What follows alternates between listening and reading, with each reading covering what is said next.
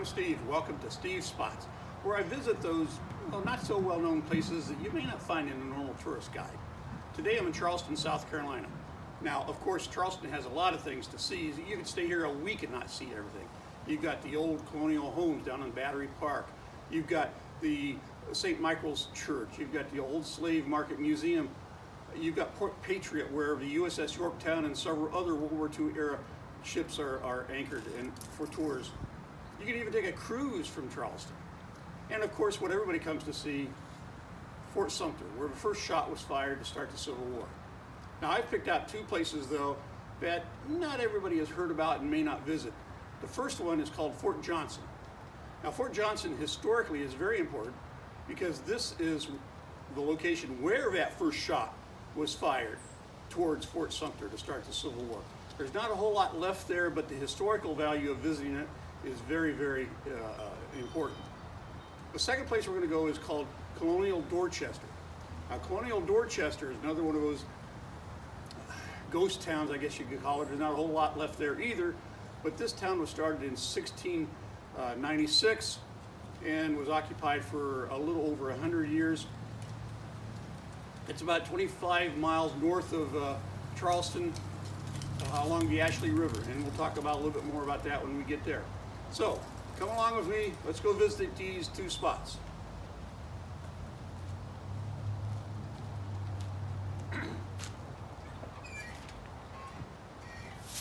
What you see here is what's left of Fort Johnson, South Carolina. Now, Fort Johnson was occupied from 1706 to 1865. Very important, although nobody knows anything about it, is that this is a spot where the first shot was fired at Fort Sumter that started the Civil War. These two maps give you an idea of what Fort Johnson looked like at that time, along with the location of a 4 cannon that fired at Fort Sumter. The photos are the only two photos I could find of Fort Johnson with the cannon pointed at Fort Sumter, along with the cannonballs, supply of cannonballs that were used for those cannons. You'll also find a small monument that gives the general location of the cannons that fired at Fort Sumter back in 1861. What you see here is a view from Fort Johnson to Fort Sumter, all the way out there in the bay. It's from this position that the mortar fired that first round at Fort Sumter that started the Civil War. Now, the exact position is about 100 feet out in the ocean, so you can't go there, obviously. But this is a view they get, and you can see how far it is out to Fort Sumter. Now, Fort Johnson was occupied until 1865, as I mentioned.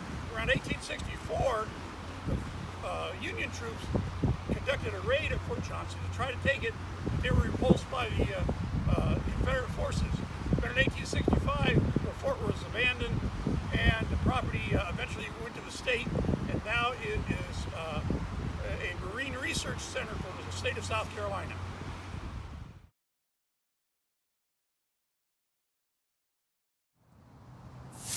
I'm currently in Dorchester, South Carolina, located about 25 miles up the Ashley River from Charleston, South Carolina. This town was established in 1696 by a group of missionaries from Dorchester, Massachusetts. This is a very convenient location, located right next to the Ashley River and at the end of several roads that came from the interior of South Carolina. Farmers who lived in the interior of South Carolina could bring their goods and produce to here. They would put them on a boat, ship it down to Charleston. Additionally, Charleston could ship goods and supplies up to Dorchester here, which the citizens could then sell to farmers who lived in the interior. This is very profitable, and they made a lot of money. And by 1781, there were approximately 40 houses in this location, along with a church, a free school, a fort, and a powder magazine. The British were aware of the strategic importance of this location, so in 1780, they attacked and captured the town. However, in 1781, the Colonial Army retook the town. However, the town never really fully recovered from the effects of the Revolutionary War, and also based upon the swampy location and the outbreak of malaria, the town was abandoned, and by 1788, there wasn't anybody here. In 1760, a powder magazine and a fort were built in Dorchester from a material called tabby. And tabby is a mixture of sand, lime, and burnt oyster shells mixed with whole oyster shells to form a substance that's called tabby that's almost as good as concrete is today. If you look closely here, you can see the whole oyster shells in the wall. The fort was located next to the Ashley River, about 300 meters from the main part of Dorchester.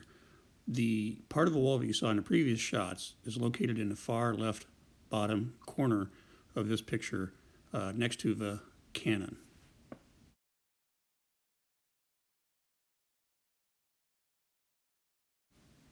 These photos are of the only structure left in Colonial Dorchester. This is the bell tower for St. George's Anglican Church, which was built in 1719. The bell tower was added in 1751. As I mentioned earlier, coming to Charleston, a lot of things to see and do here.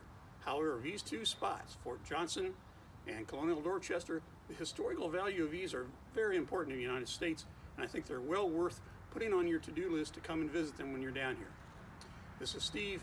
I'll see you next time on Steve's Spots.